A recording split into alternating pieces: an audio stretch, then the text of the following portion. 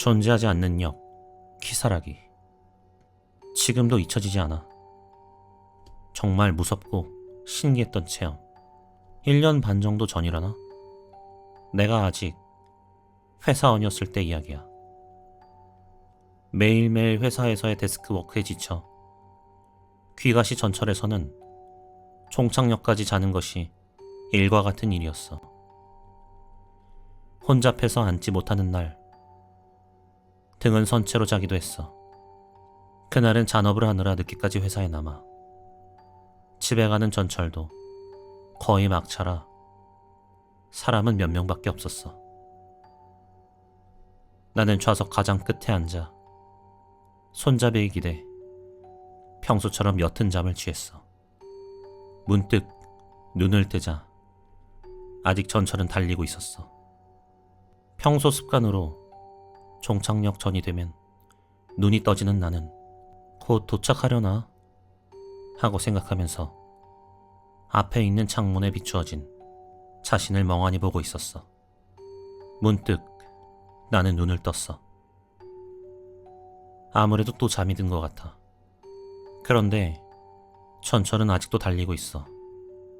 이상하네 생각하면서 휴대폰을 꺼내 시간을 확인했어. 시간을 확인하니 2시 1분을 가리키고 있었어. 벌써 시간이 이렇게? 그런 걸 생각하고 있자 내 머리가 서서히 제정신을 차려가. 그것과 동시에 몸도 오싹하고 차가워져 갔어. 어째서? 휴대폰을 자세히 확인해봐도 분명히 2시야. 바로 자리에서 일어나 주변을 둘러보자 아무도 없었어. 전철은 계속 같은 속도로 달리고 있었어. 일단 나는 부모님께 전화를 해보기로 했어. 하지만 집에 전화해도 지금은 전파가 닿지 않는 휴대폰을 보니 건회가 되어 있었어. 결코 지하철을 타고 있던 것이 아니야. 왜 휴대폰이 작동을 안 하지? 거기서 나는 깨닫고 말았어. 차장이 있는 가장 앞 차량으로 가면 되잖아. 서둘러 가려고 하는 순간 전철이 스피드를 낮추더니 역에 도착했어. 반쯤 넋이 나간 채로 역명을 확인하니 타카쿠나역? 코쿠나? 그 역의 홈은 시골에 있을 법한 역으로 누구 하나 있는 낌새조차 없었어. 주변은 논과 산 같아 보이고 어두컴컴했어. 어디야 여기? 난 어디 있는 거지? 전철문이 푸슉 하고 소리를 내며 열렸어. 내려도 되나? 어딘지도 모르는데. 어쩌지? 들어본 적도 없는 역명을 앞에 두고 여러모로 생각하던 중 문이 닫히고 말았어. 그리고 전철은 또 속도를 내며 달리기 시작했어. 그래도 이상한 곳에서 내리는 것보다는 제대로 물어보러 가는 편이 좋겠지. 나는 서둘러 가장 앞 차량으로 향했어. 몇 차량쯤 달려서 지나쳤지만 사람은 한 명도 없었어. 왜 아무도 없는 거야? 제발 부탁이니까 누구라도 있어줘. 이제 곧 제일 앞쪽에 도착할 거라 생각할 즈음에 앞쪽에 우두커니 사람 한 명이 앉아있는 것이 보였어. 휴, 드디어 사람이다. 서둘러 가까이 가보니 그 사람은 놀랍게도 아직 초등학교 저학년 정도의 남자야. 무슨 휴대폰 게임기에 푹 빠져 있는 듯 했어. 저기 꼬마야? 내 부름에 아이가 고개를 들자 순간 눈을 휘둥그레 뜨고 놀란 듯한 표정을 하더니 왜? 라고 묻는 거야. 그게 나 전철 안에서 잠이 들어버려서 지금 전철이 어딜 달리고 있는지 모르게 됐어. 바보지? 그러니 꼬마야, 지금 이 전철이 어딜 향하고 있는지 아니? 어디로 향한진 나도 몰라. 그렇구나. 그저 에? 형은 아직 여기 오면 안 된다는 건 알 수 있어. 전철 속도가 점점 느려져 갔어. 그게 무슨 소리야? 만약 내릴 곳을 잘못 내리면? 전철이 정차하기 시작했어. 아무래도 또 역에 도착한 것 같다. 밖을 슬쩍 쳐다보자 한자가 보이는데? 뭐라고 읽는 걸까? 또 들어본 적이 없는 영명. 잘못 내리면 뭐? 아, 난 여기서 내려야 돼. 잠깐만. 남자아이는 열린 문을 통해 홈으로 뿅 하고 뛰쳐나가. 가끔 형 같은 사람 있는데 말이야. 기다려, 나도 내릴 테니까. 그건 안 돼. 하지만 무슨 일이 있어도 오고 싶다면 와. 그때 나는 가슴 깊숙이 옥삭함을 느꼈어. 지금까지 별로 표정을 짓지 않던 남자애가 처음으로 웃은 거야. 아기가 가득 넘치는 활짝 핀 미소로 시익하고. 나는 가위에 눌린 듯이 움직이지도 말할 수도 없었어. 문은 소리를 내며 닫혀갔어. 문 반대편 홈에 서 있는 소녀는 생글생글 웃으며 내 눈을 바라본 채 전철은 천천히 움직이기 시작해 소녀는 내 앞에서 사라졌어. 이 시점에서 어렴풋이 생각하고 있던 것이 있었어. 하지만 생각하지 않도록 필사적으로 그것을 부정하고 있었어. 난 이미 죽어버린 걸까? 어디로 향하고 있는지도 알 수 없는 전철. 꺼림칙한 소년의 이 의미심장한 말.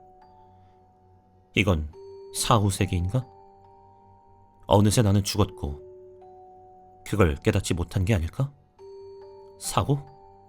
병? 그것도 아니면 아니야. 이런 생각은 그만하자. 난 아직 살아있어. 그때 조용한 차량 내에서 착신음이 울리기 시작했어. 나는 재빨리 내 휴대폰을 확인했어. 아빠잖아. 아까까지 권해였던 전파는 안테나가 2개로 바뀌어 있었어.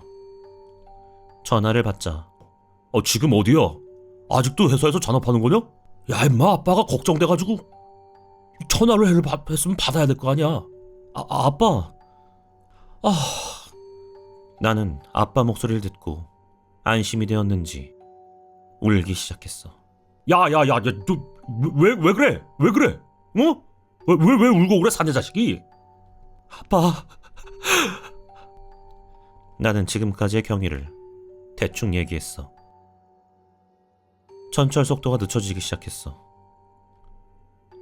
또 여기 다가와. 일단 여기서 내려. 내려도 어딘지 몰라. 네 휴대폰 분명 GPS 기능이 있잖아. 마중 나가줄 테니까 일단 아빠한테 전송해. 전철이 타이밍 좋게 역에 도착했어. 문이 소리를 내며 열렸어. 알았어, 역에서 내릴게. 나는 처음으로 역에서 내렸어. 여름인데도 공기는 차갑고 인기척은 없어. 역의 이름은 간판이 심하게 녹슬어 있어 읽을 수조차 없었어. 승객은 이제 아무도 없었지만 전철은 천천히 달리기 시작했어. 아빠? 나 지금 내렸어. 그래, 일단 끊고 네 위치를 좀 볼게. 거기 가만히 있어. 무슨 일 있으면 바로 전화하고. 싸늘한 기계음과 함께 아버지와의 통화가 종료됐어. 남은 건 아버지에게 연락을 기다리고 마중 오길 기다리면 될 뿐이야. 집에 돌아갈 수 있다는 안심과 아버지 소리를 들었기 때문에 나는 꽤 마음의 여유를 가질 수 있었어. 내가 만약 죽었을지도 모른다니. 난 또 무슨 생각을 하는 거야. 휴대폰 화면을 보니 배터리 잔량이 앞으로 2칸이라는 것을 눈치채고 바로 휴대폰을 닫았어. 진짜 얼마 안 남았는데. 여기서 핸드폰이 꺼지면 진짜 끝장이야. 또 아빠한테 연락 올 때까지 안 써야지. 여기서 다시금 나는 역홈을 둘러보았어. 누가 있는 기척은 없었고 아무래도 무인역 같아 역명판을 보려고 해도 역시 심하게 녹슬어 있어서 읽을 수가 없었어. 전역과 다음 역에 대해서는 적혀있지 않은 듯했어. 주변을 둘러본 바 논과 산투성이 어두컴컴. 아무것도 없어. 좋아. 아빠 언제 오지? 근데 생각해보니까 선로가 있으니 적어도 그걸 따라가면 큰 역이라던가 적어도 민가가 있는 곳에는 도착하겠지. 그런 걸 생각하고 있던 중 아버지한테 전화가 왔어. 아빠? 괜찮아? 난 괜찮아. 그것보다 내가 어디 있는진 찾았어? 그게 말인데. 아무래도 내 휴대폰 GPS 기능을 써서 조사해봤지만 포인트 에러 같은 게 떠서 몇 번을 해봐도 찾을 수 없었대. 그래서 아버지 쪽에서 경찰에 연락을 했으니 나는 주변에 공중전화나 민가가 없는지 찾아보라고 하셨어. 내가 이전 역명 타카쿠나 시키쿠사타니를 말하자 그것도 조사해본다고 말씀하시며 일단 아버지와의 전화는 끝이 났어. 주변을 둘러봐도 역시 민가. 공중전화는커녕 가로등조차 없었어. 남은 배터리는 이제 한 칸. 아빠가 경찰에 전화를 해준다고 했지만 장난이라고 생각할지도 몰라. 역명에 관해선 기댈 수 없고 조금 걸어볼까? 적어도 민가만이라도 발견한다면 논도 있고 사람이 있지 않을까? 몇 분쯤 고민한 끝에 나는 선로를 따라 걸어보기로 했어. 나는 이전 역 방향으로 걷기 시작했어. 1시간 정도 걸었으려나 민가는 여전히 보이지 않아. 돌아갈까 싶었지만 이젠 돌아가면 안 될 것 같은 기분이 들었어. 왜냐하면 이따금 뒤에서 시선이 느껴지는 거야. 무서워서 뒤돌아볼 순 없지만 그것보다 신경 쓰이는 점은 아직도 이전 역에 도착을 안 한다는 거였어. 이전 역까지는 거리가 그리 멀지 않았을 터인데 조금 걸어가면 도착할 거라고 예상했는데 도착할 기미가 보이질 않아. 이 선로는 영원히 계속되는 게 아닐까. 이 정도까지 생각하게 됐어. 이젠 지쳤어. 다리의 피로가 더해 정신적인 피로, 혼자라는 고독감. 나는 그 자리에 주저앉고 말았어. 집에 가고 싶어. 아빠, 엄마. 얼마나 그 자리에 앉아 있었을까. 문득 나는 깨닫고 말았어. 멀리서 빛이 보이는 거야. 그 불빛이 점점 내 쪽으로 다가와 잠시 후 그것이 차 헤드라이트란 것을 알게 됐어. 아빤가? 나는 벌떡 일어나 필사적으로 손을 흔들었어. 아빠가 어쩌면 지금 도착했을지도 몰라. 그렇게 생각했지만 이제 누구라도 좋아. 지푸라기라도 매달리는 심정으로 계속 손을 흔들었어. 차는 내 바로 앞까지 와서 멈추었어. 틀림없이 아빠 차야. 아니나 다를까 차 안에서 아버지가 내렸어. 아빠! 나는 나도 모르게 아버지에게 안기고 말았어. 이제 안전해. 아버지는 내게 상냥하게 말을 걸어주셨어. 나는 이때 정말로 안심했어. 이제 집으로 돌아갈 수 있겠구나. 따뜻한 집으로. 춥지? 일단 차에 타. 아버지 차에 탄 후 아버지는 운전을 하면서 지금까지의 일을 얘기해 주셨어. 전화 후 경찰한테 전화를 해서 아버지는 필사적으로 얘기를 했지만 경찰은 제대로 취급해주지 않았다고 해. 하지만 경찰에게 매달리는 것은 포기하고 다시 몇 번이나 GPS 기능으로 조사하고 있으니 내 위치가 표시되었다는 거야. 서둘러 메모를 하고 지도를 사용해 조사해서 내가 있는 곳까지 올 수 있었다고 해. GPS가 통한 건 그 한순간뿐. 그 이유는 몇 번을 해도 에러가 떴다고 하지만 가장 중요한 내가 있었던 곳, 그곳 말인데 고시네츠 지방이라는 곳이었다고 해. 내가 사는 곳의 옆편이야. 전철을 타고 옆편까지 왔다는 게 되는 거야. 그리고 말이야, 네가 말했던 역명 말인데 그건 이미 사용되지 않는 역이라고 해. 먼 옛날에 폐선이 되었어. 나는 지금까지 쌓였던 피로 때문에 엄청 졸렸어. 그랬구나. 별로 안 놀라네? 아빠, 이제 놀랄 기력도 없어. 아빠야말로 내가 말한 걸 믿고 있어? 믿든 말든 실제로 네가 여기 있었으니까 말이야. 아, 별 고생을 다 한다. 어쩌면 사용하지 않게 된 전철이 또 사람을 태우고 싶어서 날 부른 게 아닐까? 쓸데없는 생각을 하던 중 너무 졸려서 의식은 서서히 옅어져 갔어. 시끄러운 소리에 잠에서 깨니 휴대폰 착신이 울리고 있었어. 나는 잠이 덜 깬 눈으로 휴대폰을 들어 통화 버튼을 눌렀어. 여보세요? 누구세요? 땡땡이니? 아빠야, 아빠. 드디어 네 위치를 찾았어. 지금부터 마중 갈게. 뭐라고? 그러니까 네가 어디 있는지 이제 알겠다니까. 마중 갈 테니까 거기 딱 있어. 몸이 싸늘해지는 것을 느꼈어. 옆을 슬쩍 보니 분명 차를 운전하고 있는 아버지가 있었어. 휴대폰이 꺼졌어. 남아있던 배터리가 나간 것 같아. 나는 잠시 동안 넋이 나가 아버지를 뚫어져라 쳐다봤어. 아빠! 저기 아빠! 아버지는 아무 대답도 하지 않고 무표정을 짓고 있었어. 창문을 통해 밖을 보니 주변에 나무가 많아졌어. 시가지로 향하고 있을 텐데 어째서... 어디로 가는 거야? 아버지는 아무 말도 하지 않고 묵묵히 계속 운전을 할 뿐이었어. 난 거기서 처음으로 중대한 사실을 깨달았어. 내가 사는 곳에서 옆편까지는 차를 이용해도 1시간 이상은 걸려. 아버지가 마중 나와준 것은 마지막으로 전화한 후 거의 1시간에서 2시간 후 정도. 하지만 아버지는 경찰에서 전화를 했다고 했고 GPS를 몇 번이나 써도 지도를 써야만 했다고 했어. 이렇게 빨리 나를 데리러 올 수 있었을까? 내가 착각한 건가? 근데 그때 아빠는 확실히 이상했어. 아빠, 일단 차 세워줄래? 빨리 가야 돼. 오싹했어. 그건 확실하게 아버지 목소리가 아니었어. 낮고 익숙하지 않은 소리. 내릴 곳을 잘못 내리면...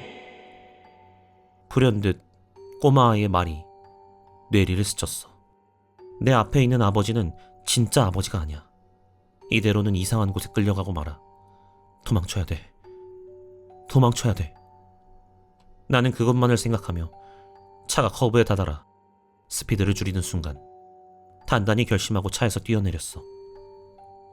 그 후 어떻게 됐는지에 대해 쓸게. 그 다음 눈을 뜨자 나는 병원 침대 위에 있었어. 거긴 시가지 병원이었는데 의사 선생님 얘기를 들어보니 차도 갓길 쪽에서 쓰러져 있는 나를 지나가는 사람이 발견해서 구급차를 불러줬다고 해.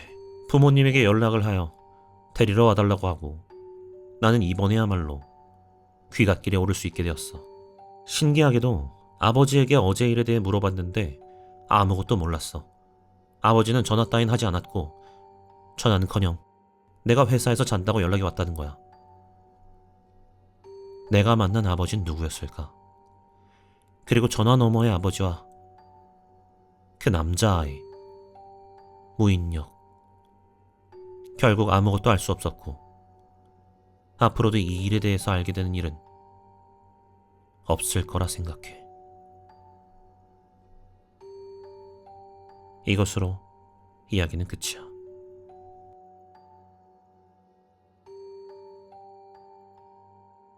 오늘 들려드릴 이야기는 원숭이의 꿈입니다. 저는 꿈을 꾸고 있었습니다. 옛날부터 저는 꿈을 꾸고 있을 때 가끔씩 내가 지금 꿈을 꾸고 있는 것이라 자각하는 경우가 있었습니다. 이때도 그랬습니다. 어쩐지 저는 어둑한 무인역에 홀로 있었습니다. 꽤 어둡고 음침한 꿈이구나 싶었습니다. 그러자 갑자기 역에서 생기 없는 남자 목소리로 안내방송이 흘렀습니다. 잠시 후 전철이 옵니다.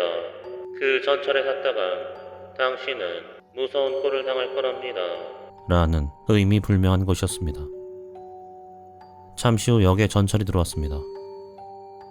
그것은 전철이라기보다 유원지 등지에서 흔히 있는 원숭이 기차 같은 것으로 안색이 좋지 않은 남녀 몇 명이 일렬로 앉아 있었습니다.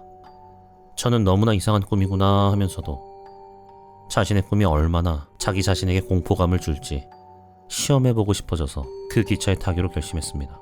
정말로 무서워서 견딜 수 없다면 잠에서 깨면 되는 것이라 생각했기 때문입니다. 저는 자신이 꿈을 꾸고 있다는 것을 자각하고 있을 때에 한해서 자유롭게 꿈에서 깰 수가 있었습니다. 저는 전철의 뒤에서 세 번째 좌석에 앉았습니다. 주변에는 뜨뜨미지근한 공기가 흐르고 있었고 정말로 꿈인가 의심될 정도로 리얼한 긴장감이 있었습니다. 출발합니다. 안내방송이 흐르고 기차는 움직이기 시작했습니다. 이제부터 뭐가 일어날지 저는 불안과 기대로 두근거리고 있었습니다. 전철은 승강장을 나오자 즉시 터널로 들어갔습니다. 보랏빛 조명이 터널 안을 괴이하게 비추고 있었습니다. 저는 떠올렸습니다. 이 터널의 경치는 어릴 적 유원지에서 탔던 스릴러카의 경치구나. 이 기차도 원숭이 기차고 결국 과거에 내 기억에 있는 영상을 갖고 왔을 뿐이니 하나도 안 무서운걸? 그러자 그 순간 또 안내방송이 흘렀습니다. 다음은 회뜨기입니다. 회뜨기? 생선? 이런 생각을 하고 있자 갑자기 뒤에서 매우 소란스런 비명이 들려왔습니다. 뒤돌아보니 전철 맨 뒤에 앉아있던 남자 주위로 넝마 조각 같은 것을 두른 4명의 난쟁이가 모여 있었습니다.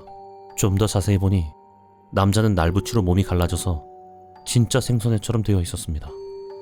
강렬한 악취가 주위를 감싸고 귀가 아플 정도의 큰 소리로 남자는 비명을 계속 질렀습니다. 남자의 몸에서는 차례차례로 내장이 꺼내지고 피투성이 장기가 어질러져 있었습니다. 제 바로 뒤에는 머리 길고 안색이 나쁜 여성이 앉아 있었지만 그녀는 바로 뒤에서 크게 소란을 피우는데도 입 다물고 앞을 바라본 채 신경을 쓰지 않는 모양새였습니다. 저는 정말이지 상상을 뛰어넘는 전개에 놀라서 이건 꿈인가 하는 생각이 들기 시작하며 무서워져 잠시 상황을 보고 나서 잠에서 깨자고 생각했습니다. 정신을 차리니 맨 뒷자리의 남자는 사라져 있었습니다. 하지만 검붉은 피와 살덩어리 같은 것은 남아 있었습니다. 뒤에 있는 여성은 여전히 무표정으로 한 곳을 바라보고 있었습니다. 다음은 도려내기입니다. 안내방송이 흘렀습니다. 그러자 이번에도 난쟁이가 나타나 톱니 모양 스푼 같은 것으로 뒤에 있는 여성의 눈을 도려내기 시작했습니다. 아까까지 무표정이었던 그녀의 얼굴은 고통으로 끔찍한 형상으로 바뀌고 제 바로 뒤에서 고막이 찢어질 정도로 큰 소리로 비명을 질렀습니다. 눈구멍에서 안구가 튀어나왔습니다. 피와 땀 냄새가 참을 수 없습니다. 저는 두려움에 떨면서 앞으로 몸을 웅크렸습니다. 이쯤에서 때가 되었다고 생각했습니다. 더 이상 같이 못 있겠습니다. 거기다 순서대로 따지면 다음은 세 번째 앉아있는 제 차례입니다. 저는 꿈에서 깨려고 했지만 나한테는 도대체 어떤 안내방송이 흐를까 생각하며 그걸 확인하고 나서 그 자리에서 도망치기로 했습니다. 다음은 다지기입니다. 안내방송이 흘렀습니다. 최악입니다. 어떻게 될지 쉽게 상상이 가서 신경을 집중시켜 꿈에서 계류했습니다. 꿈아, 깨라. 평소에는 이렇게 강하게 의문하면 성공합니다. 갑자기 윙하는 기계음이 들리기 시작했습니다. 이번엔 난쟁이가 제 무릎에 올라 이상한 기계 같은 물건을 들이대기 시작했습니다. 아마 저를 다진 고기로 만들 도구일 거라 생각하자 무서워져서 꼬마, 깨라! 깨라! 깨라! 눈을 굳게 감으며 열심히 빌었습니다. 윙 하는 소리가 점점 커지기 시작하고 얼굴에 풍압을 느끼며 이젠 틀렸어라고 생각한 순간 조용해졌습니다. 간신히 악몽에서 빠져나올 수 있었습니다. 온몸이 땀으로 흠뻑 젖어 있고 눈에선 눈물이 흐르고 있었습니다. 저는 침상에서 부엌으로 향하여 물을 대량으로 마시고 나서야 겨우 진정이 되었습니다. 무시무시하게 리얼했지만 어차피 꿈이었다니까라며 자신을 다독였습니다. 다음날 학교에서 만난 친구들 전원에게 이 꿈 이야기를 했습니다. 하지만 다들 재미있어 할 뿐이었습니다. 결국은 꿈이기 때문입니다. 그리고 4년이 지났습니다. 대학생이 된 저는 완전히 이 사건을 잊고 알바 같은 데 힘을 쓰고 있었습니다. 그리고 어느 날 밤 갑자기 시작된 것입니다. 다음은 도려내기입니다. 그 장면부터였습니다. 저는 그 꿈이구나 하고 바로 떠올렸습니다. 그러자 저번과 완전히 똑같이 두 난쟁이가 그 여성의 안구를 도려내고 있었습니다. 큰일이다 싶어 꼬마 깨라 깨라 깨라 라고 바로 빌기 시작했습니다. 이번엔 좀처럼 잠이 깨질 않았습니다. 꼬마 깨라 깨라 깨라. 다음은 타지기입니다. 슬슬 위험해지기 시작했습니다. 윙 하고 다가오고 있습니다. 꼬마 깨라 깨라 깨라 제발 깨어다오. 갑자기 조용해졌습니다. 아무래도 간신히 도망쳤다고 생각하며 눈을 뜨려 했던 그 순간 또 도망치시는 겁니까? 다음에 오실 때는 마지막이랍니다. 그 안내방송 소리가 확실히 들려왔습니다. 눈을 뜨자 역시나 이미 꿈에선 완전히 깨어나 있고 자신의 방에 있었습니다. 마지막에 들은 안내방송은 절대로 꿈이 아니었습니다. 현실 세계에서 분명히 들었습니다. 제가 대체 뭘 했다고 이러는 걸까요? 그 뒤로 현재까지 아직 그 꿈은 꾸지 않았지만 다음에 꿨을 때는 분명 심장마비인지 뭔지로 죽을 거라 각오하고 있습니다. 이쪽 세계에선 심장마비더라도 그쪽 세계에서는 다진 고기입니다.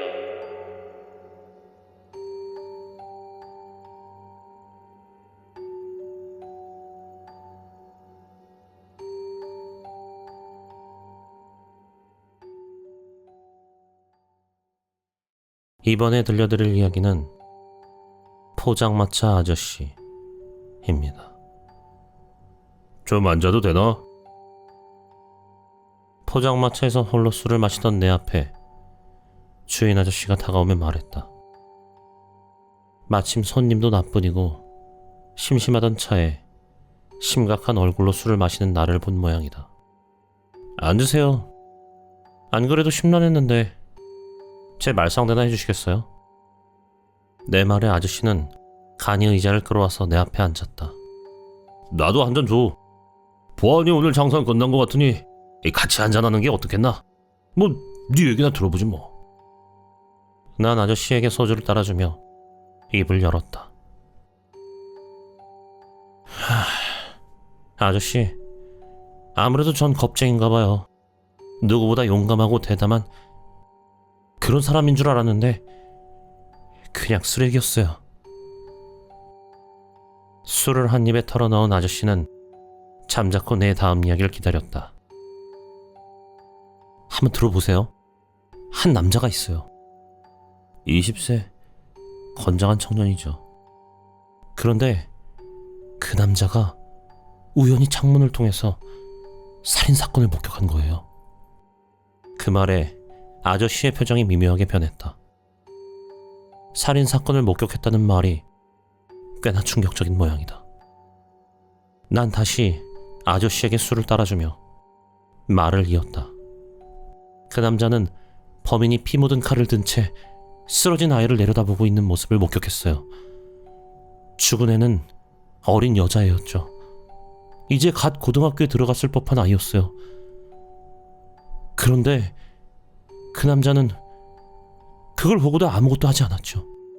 당장 뛰어내려가서 범인을 제압하지도 않았고 하다못해 경찰에 신고하거나 소리쳐서 도움을 요청하지도 않았어요. 난 내 앞에 놓인 소주를 마시고는 깊은 한숨을 내쉬었다. 그 남자는요, 범인이 자리를 벗어날 때까지 그저 한심하게 쳐다만 보고 있었어요. 아저씨는 내게 술을 따라주며 말했다. 이해할 수 있어. 막상 그런 일이 눈앞에서 벌어지면 에이 당황해서 얼버무리지. 부끄러운 일은 아니야. 난 희미하게 고개를 끄덕이며 말을 이었다. 네, 그럴 수 있죠. 하지만 문제는 그 다음이에요. 범인이 자리를 떠나고 나서도 경찰에 신고하지 않았어요. 아이의 시체가 집 밖에서 싸늘하게 식어가는 걸 알면서도 가만히 있었죠. 결국 시체는 다음날 동네 사람에 의해 발견되었어요. 뉴스가 나오고 경찰이 범인을 찾아 돌아다니는데도 그 남자가 한 일이라고는 침묵을 지킨 것뿐이에요. 아저씨는 멍하니 소주잔만 노려보고 있었다. 이야기가 이야기인 만큼 아저씨도 심란한 모양이었다. 나는 아저씨를 바라보며 말했다. 아저씨,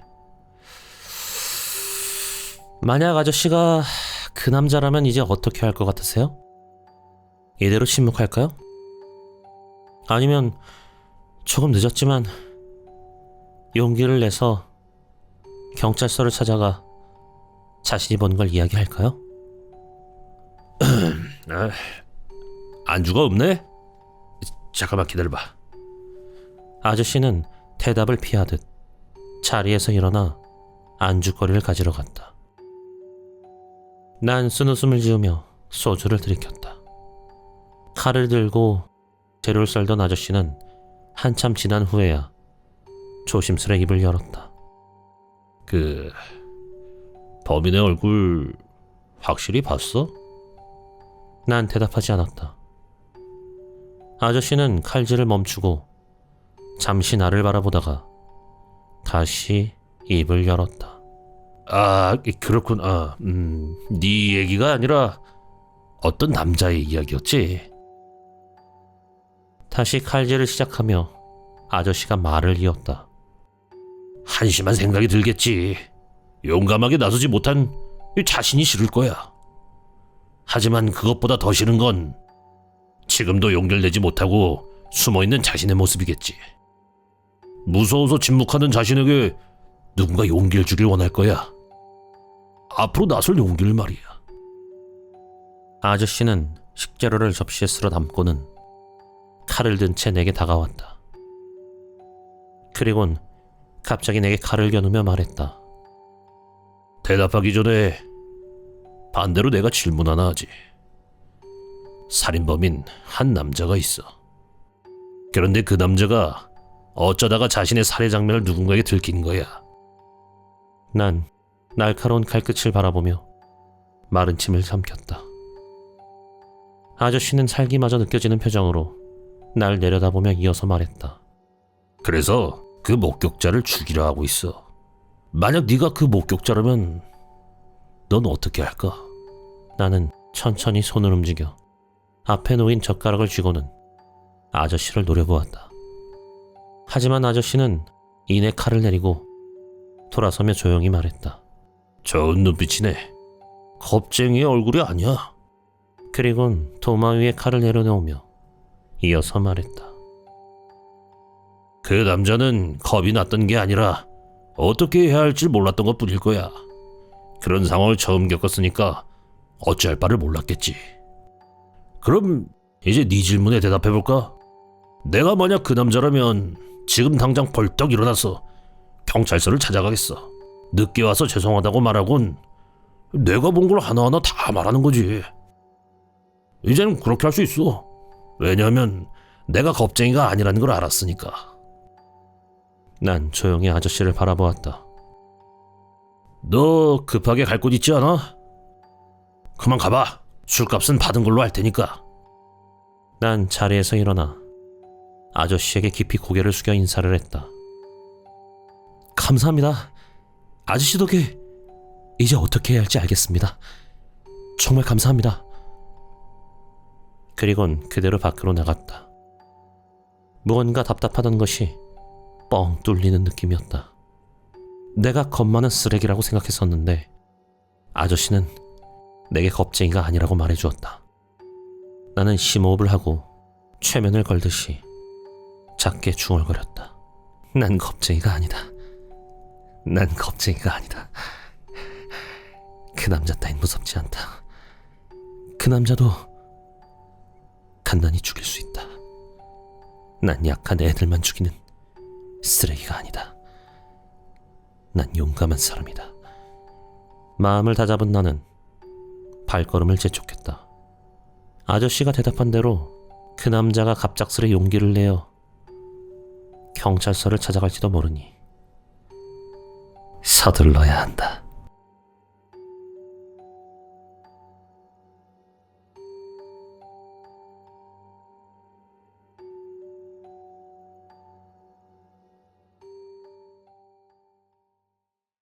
이번에 들려드릴 이야기는 이누나키 터널입니다. 이누나키 고개를 압니까? 솔직히 그렇게 무섭지는 않습니다. 그렇다 할지라도 실제로 완성된 이야기는 무섭습니다. 당시 학생이었던 저는 A라는 친구와 방과 후에 자주 남아서 클럽 활동을 했습니다. 실제로 클럽 활동은 하지 않았지만 저와 A는 무서운 이야기를 좋아하는 편이라 무서운 이야기를 자주 알아와서 그런 이야기를 하면서 놀고 있었습니다. 드디어 시험이 끝나고 고등학교 마지막 여름방학을 맞이하게 되었습니다. 저와 A는 평소처럼 잡담을 했습니다. 여름방학이었지만 대입수험이라는 큰 장애물이 놓여 있어서 많이 우울했습니다. 그래서 뭔가 짜릿하고 흥분되는 일을 벌이자는 방향으로 이야기가 흘러갔고 이누나키 고개를 밤에 가보자는 이야기가 나오게 되었습니다.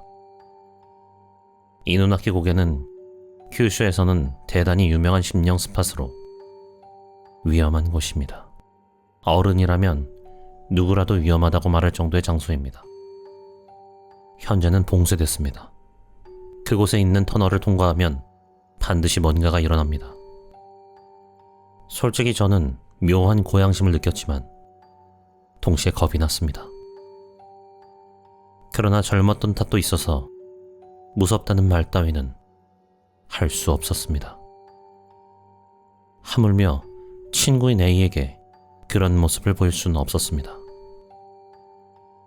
시골 학생이라서 면허 같은 건 가지고 있지 않았습니다. 지방선 기차를 타고 근처 역에 집합하기로 했습니다. 그리고는 말할 필요도 없이 도보로 가는 것입니다.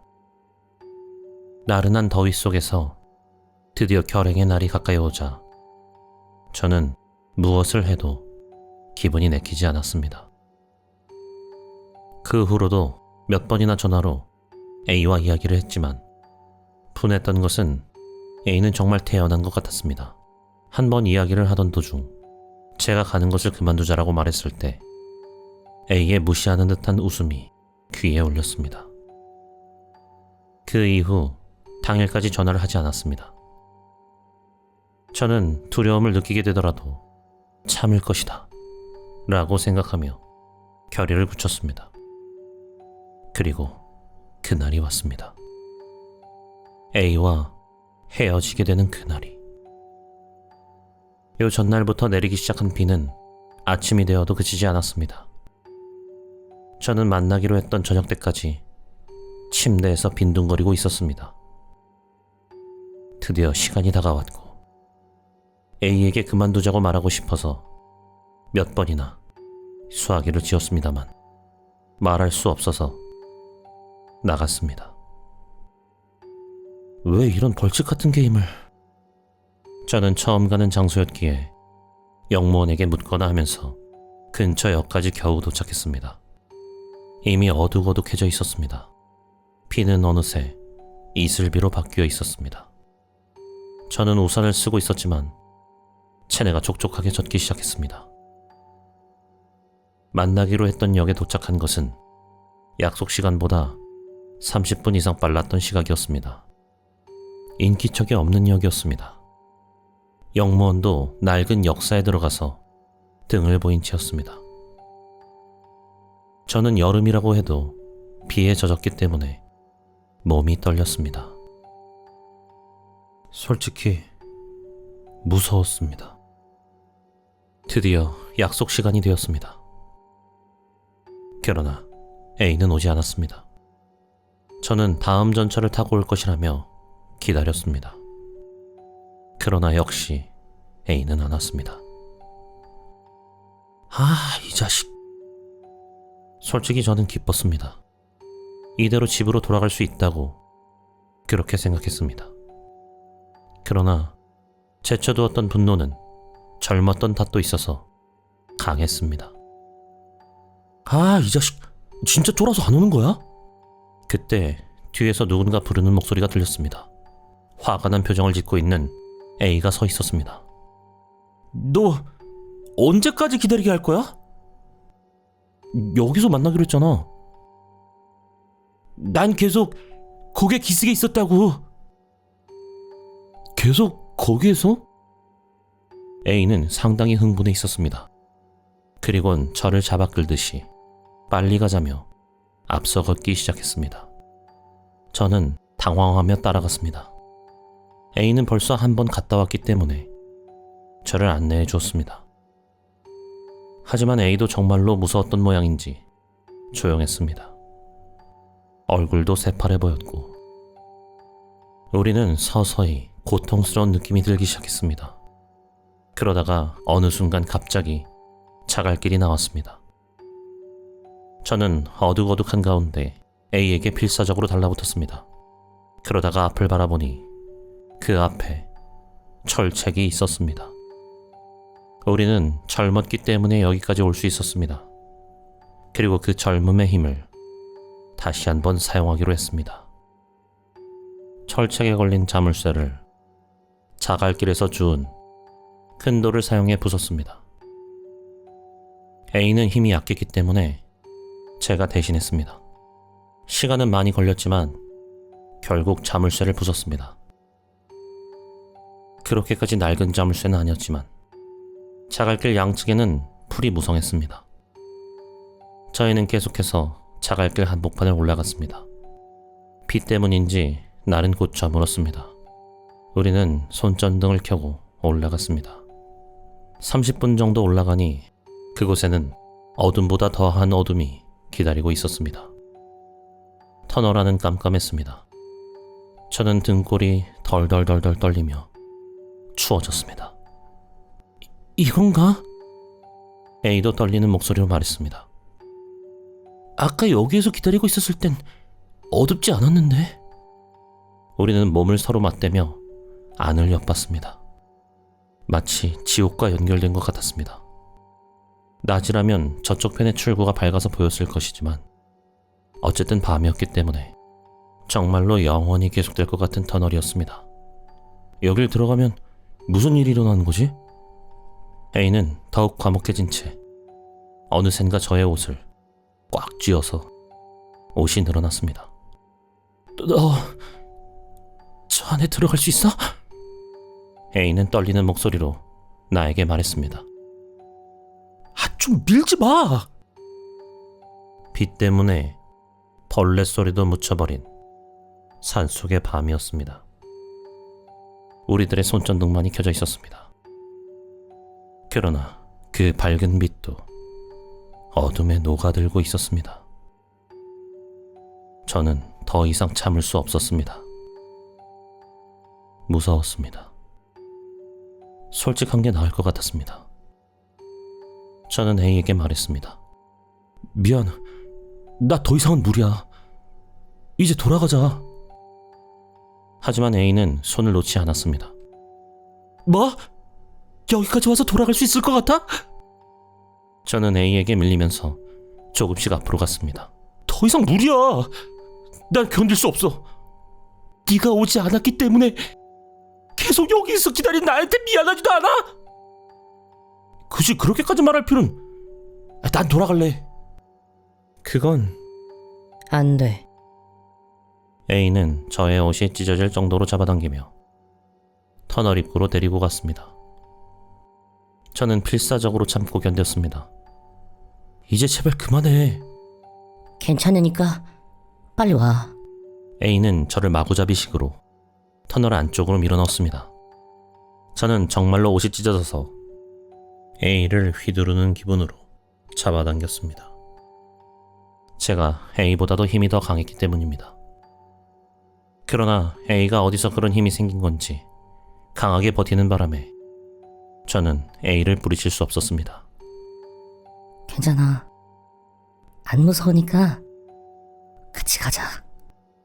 그때 저는 뭔가 이상한 것을 알아차렸습니다. 너 여기서 기다리고 있었던 거야? 여기 오는 길에 그 철책에 자물쇠 걸려있지 않았나? 우리가 만나기로 했던 약속 장소에 내가 온 건 30분도 더 전이었는데? 그럼 언제부터 여기서 쭉 기다리고 있었던 거야? 그때 저는 저를 터널 안쪽으로 끌고 가는 것이 A뿐만이 아니라는 것을 알아차렸습니다. 뒤에서, 옆에서 수많은 손이 저를 터널로 잡아당기고 있었습니다. 목에선 비명조차 나오지 않던 저에게 A가 뒤돌아보며 말했습니다. 빨리 죽자.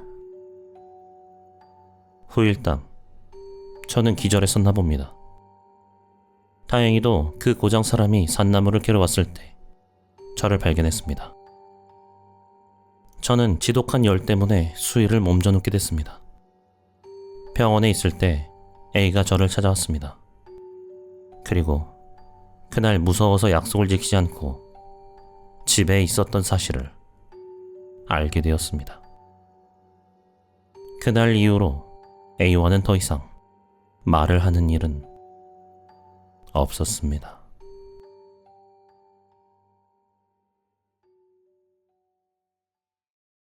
오늘 들려드릴 이야기는 팔척 귀신입니다. 아버지의 본가는 집에서 차로 2시간 조금 더 걸리는 곳에 있다. 농가지만 왠지 그런 분위기가 좋아서 고교생이 되어 오토바이를 탈 수 있게 되자 여름방학이나 겨울방학 같은 때 종종 혼자서 놀러가곤 했다. 할아버지랑 할머니는 잘 왔어 하며 기뻐하며 맞아주셨지. 하지만 마지막으로 간 게 고3 올라가기 직전이니까 벌써 10년 이상 가지 않은 게 된다. 결코 안 간 게 아니고 못 간 거지만 그 이유는 이런 거다. 봄방학이 시작하자마자 좋은 날씨에 이끌려 할아버지 댁에 오토바이로 갔다. 아직 추웠지만 들판이 따뜻하고 기분이 좋아서 거기서 잠시 쉬고 있었다. 그랬더니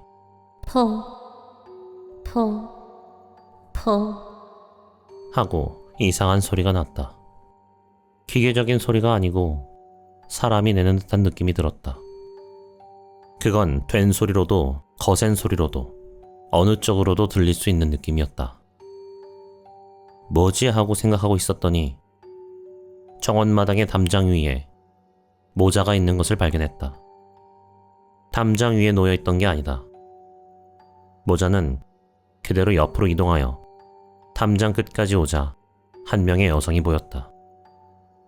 모자는 그 여성이 쓰고 있었던 거다. 여성은 흰 원피스를 입고 있었다. 하지만 담장의 높이는 2m 정도 된다. 그 담장 위로 얼굴을 내밀 수 있다는 건 얼마나 키가 큰 여자인 건가. 놀라고 있으니 여자는 다시 이동해서 시야에서 사라졌다. 모자도 사라져 있었다.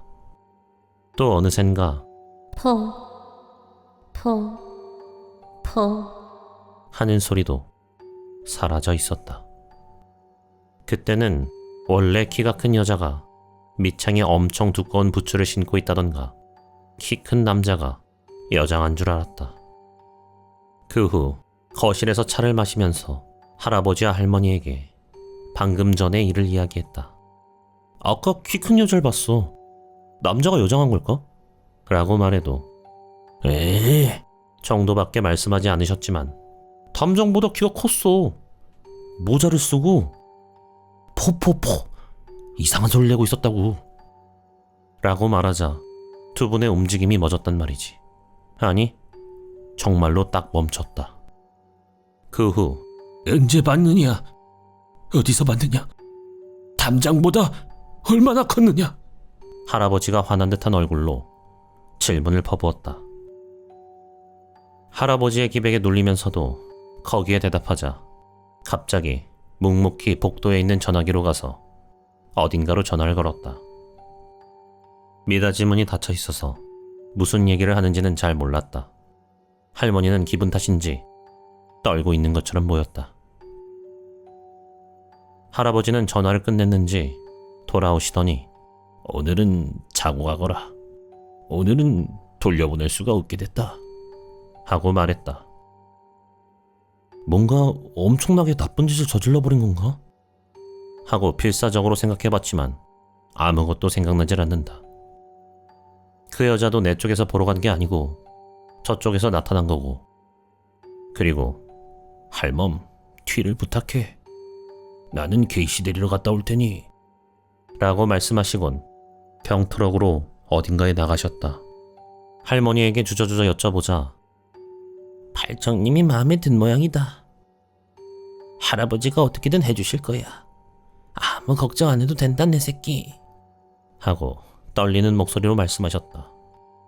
그리고 할머니는 할아버지가 돌아올 때까지 드문드문 이야기해 주셨다.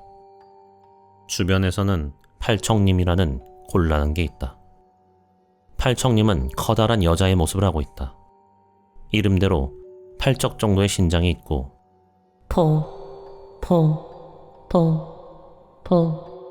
하고 이상한 웃음소리를 낸다.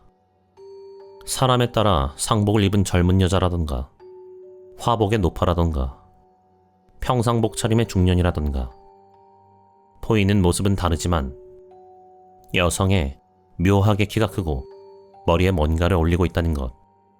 거기에 기분 나쁜 웃음소리는 공통되어 있다. 옛날엔 여행자에게 붙어왔다라는 소문은 있으나 정확하지는 않다. 이 지역에 지장에 의해 봉인되어 있어 외부에 가는 일은 없다. 팔청님의 마음에 들어버리면 수일 안에 잡혀 죽게 된다. 마지막으로 팔청님의 피해가 나온 것은 15년 전. 이건 나중에 들은 이야기지만 지장에 의해 봉인되어 있다는 것은 팔청님이 다른 지역에 이동이 가능한 길은 이유는 모르겠지만 정해져 있어서 그 길에 마을 경계에 지장을 보셨다는 것 같다.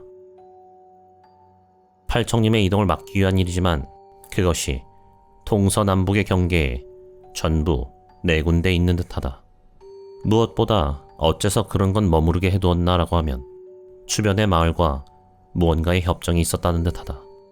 팔청님의 피해는 수년에서 10수년에 한 번 정도이기 때문에 옛사람들은 그럭저럭 유리한 협정을 맺었으면 됐다 라고 생각했던 것일까. 그런 걸 들어도 전혀 리얼하게 느껴지지 않았다. 그러던 중 할아버지가 한 사람의 노파를 데리고 돌아왔다. 큰일이 났구먼. 지금은 이걸 갖고 있게. 케이시라는 노파가 그렇게 말하며 부적을 주었다. 그리고 할아버지와 함께 2층에 올라가 무언가를 하고 있었다. 할머니는 그대로 같이 있어 화장실을 갈 때도 따라오시고 화장실 문을 완전히 닫게 해주지 않으셨다. 이쯤 와서 처음으로 뭔가 큰일이 난 건가? 하고 생각하게 되었다. 조금 지나 2층에 올라가 한 방에 들어보내졌다. 거기는 창문이 전부 신문지로 막혀 그 위에 부적이 붙어 있고 내 귀퉁이에는 소금이 쌓여 있었다. 또 나무로 된 상자 모양의 물건이 있어 그 위에 작은 불상이 놓여져 있었다. 거기에 어디서 가져온 건지 요강이 2개 정도 준비되어 있었다. 여기서 볼일을 보라는 건가? 이제 곧 해가 저문다. 알겠니? 내일 아침까지는 여길 나와서는 안 된다. 나도 할멈도 널 부르지도 않을 거고 너한테 말을 걸 일도 없다. 그래, 내일 아침 7시가 될 때까지는 절대 여기서 나오지 말거라. 7시가 되면 네가 스스로 나오거라. 집에는 연락해두마. 하고 할아버지가 진지한 얼굴로 말씀하시기에 조용히 알아들 수밖에 없었다. 지금 들은 말은 잘 지키거라. 부적도 몸에서 떼어놓지 말고 무슨 일 있으면 부처님한테 부탁하거라. 하고 K씨한테도 당부받았다. TV는 봐도 좋다고 했기에 켜기는 했으나 보고 있어도 집중이 안 되고 기분 전환이 되지 않았다. 방에 갇힐 때 할머니가 주신 주먹밥이나 과자도 먹을 기분이 전혀 들지 않고 방치한 채로 이불을 뒤집어 쓰고 벌벌 떨고 있었다. 그런 상황이라도 어느샌가 잠들어 버린 듯 눈을 떴을 때는 뭔진 잊어버렸지만 심야 방송이 비치고 있고 내 시계를 봤더니 오전 1시 넘어서였다. 이 당시는 휴대폰을 가지고 있지 않았다. 좀 짜증나는 시간에 일어났네 하고 생각하고 있었더니 창문을 콩콩 하고 두드리는 소리가 들렸다. 작은 돌멩이 같은 걸 부딪히는 소리가 아니고 손으로 가볍게 두들기는 듯한 소리였다고 생각한다. 바람 때문에 그런 소리가 나고 있는 건지 아니면 누군가가 정말로 두들기고 있는 건지는 판단이 서지 않았으나 필사적으로 바람 때문이다라고 생각하려고 했다. 침착하려고 차를 한 입 마셨으나 역시 무서워서 TV의 소리를 키우고 TV를 보고 있었다. 그때 할아버지의 목소리가 들렸다. 어이, 괜찮냐? 무서우면 무리 안 해도 된다. 나도 모르게 문 쪽으로 다가갔지만 할아버지의 말을 금방 생각해냈다. 또 목소리가 났다. 왜 그러냐? 이제 나와도 돼. 할아버지의 목소리에 한없이 닮아있지만 저건 할아버지의 목소리가 아니다. 어째선진 모르겠지만 그런 느낌이 들어서 그리고 그렇게 생각한 동시에 닭살이 돋았다. 문득 구석의 소금선을 보자 그 위쪽이 검게 변색되어 있었다. 바로 불상 앞에 앉아 부적을 꼭 쥐고 살려주세요 하고 필사적으로 빌기 시작했다. 그때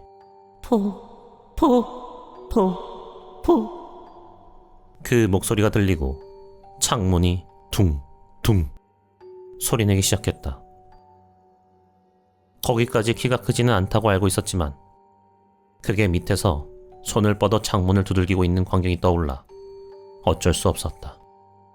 이미 할 수 있는 건 불쌍해 비는 것뿐이었다. 말도 안 되게 긴 하룻밤이었다고 느꼈으나 그래도 아침은 오기 마련이라 켜둔 채로 있던 TV에서 아침 뉴스를 하고 있었다.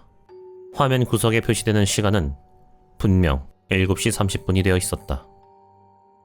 창문을 두들기던 소리도 그 목소리도 어느샌가 그쳐 있었다. 아무래도 잠들던가 기절해 있던가 했던 모양이다. 소금산은 더욱 까맣게 변해 있었다. 만약을 대비해 자신의 시계를 보니 거의 같은 시각이었기에 주저주저 문을 열자 거기에는 걱정스러운 얼굴을 한 할머니와 K씨가 있었다. 할머니가 다행이야, 다행이다 내 새끼 하며 눈물을 흘리셨다. 아래에 내려가자 아버지도 와 있었다. 할아버지가 밖에서 얼굴을 내밀며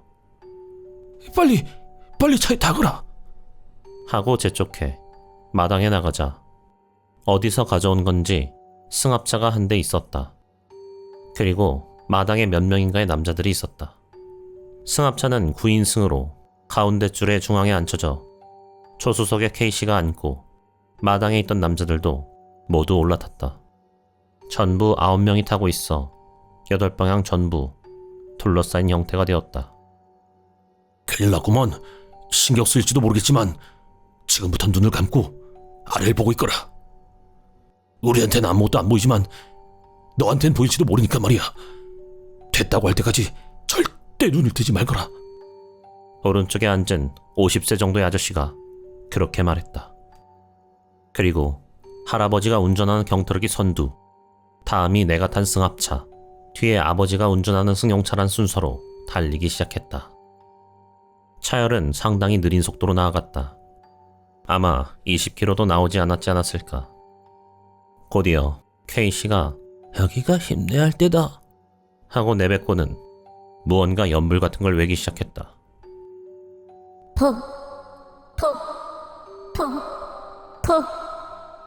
또 그 목소리가 들려왔다. K씨로부터 받은 부적을 꼭 쥐고 말한 대로 눈을 감고 아래를 보고 있었으나 어째선지 실눈을 뜨고 밖을 보고 말았다. 눈에 들어온 것은 하얀 원피스. 그것이 차를 따라 이동하고 있었다. 그 큰 걸음으로 따라오고 있는 건가?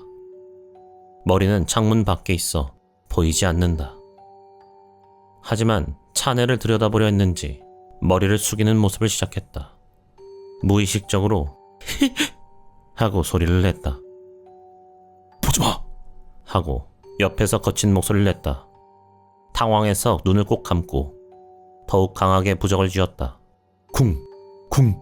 쿵! 창문을 두드리는 소리가 시작된다. 주위에 타고 있는 사람도 짧게 목소리를 낸다. 저건 보이지 않아도 목소리는 안 들려도 소리는 들리는 모양이다.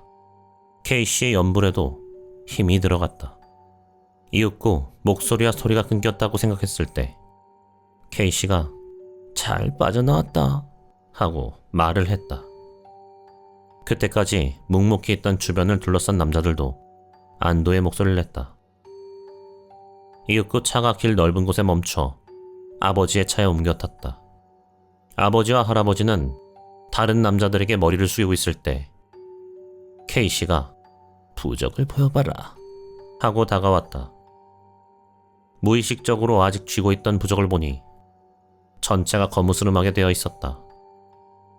K씨는 이제 괜찮다고는 생각하지만 만약을 위해 한동안 이걸 갖고 있거라 하고 새로운 부적을 주었다. 그 후 아버지와 둘이서 집으로 돌아갔다. 오토바이는 할아버지와 근처의 분이 가져다 주었다. 아버지도 팔청님은 알고 있었던 듯 어릴 때 친구 한 명이 마음에 들어져서 목숨을 잃었다라고 하는 걸 이야기해 주었다. 마음에 들어졌기 때문에 다른 곳으로 이사한 사람도 알고 있다고 했다. 승합차에 탄 남자들은 모두 할아버지 일족에 관계 있는 사람들로, 다시 말해 아주 옅게라도 나와 혈연 관계에 있는 사람들인 듯하다. 앞에서 간 할아버지, 뒤에 달리던 아버지도 당연 혈연 관계에 조금이라도 팔청님의 눈을 속여보려고 그런 일을 했다고 한다. 아버지의 형제는 하룻밤에는 여기 올 수 없기 때문에 혈연이 얕아도 바로 올 수 있는 사람들에게 와달라고 한 듯하다. 7명이나 되는 남자를 지금 당장 모을 수는 없어서, 그리고 밤보다는 낮이 안전하다고 생각했기에 하룻밤 방에 갇혀 있었던 것이다. 도중 최악에는 할아버지나 아버지가 대신할 각오였다라던가. 그리고 모든 내용을 설명 듣고 이제 거기에는 가지 않도록 당부받았다. 집에 돌아와서 할아버지와 전화로 이야기할 때 그날 밤 말을 걸었는지 물어봤지만 그런 일은 없다고 단언하셨다. 역시 그건 하고 생각하니 새삼 등줄기가 서늘해졌다. 팔청님의 피해에는 성인 전의 젊은 인간, 그것도 어린아이가 만나는 일이 많다고 한다. 아직 어린아이나 젊은 사람이 극도의 불안한 상태에 있을 때 가족의 목소리로 저런 말을 들으면 그만 마음을 놓게 되겠지. 그 후 10수년이 지나 그 일도 잊을만해졌을 때 농담이 아닌 후일담이 생겨버렸다. 팔청님을 봉인하고 있던 지장님이 누군가에게 부서졌다. 그것도 너희 집으로 통하는 길에 있는 게. 하고 할머니로부터 전화가 왔다. 할아버지는 2년 전에 돌아가셨고 당연히 장례식에는 참석시켜주지 않았다. 할아버지도 일어서실 수 없게 되신 이후에는 절대 오게 하지 말라고 말씀하셨다고 한다. 지금 와서는 미신일 거라고 스스로에게 되뇌이면서도 꽤나 걱정하고 있게 된다. 당장이라도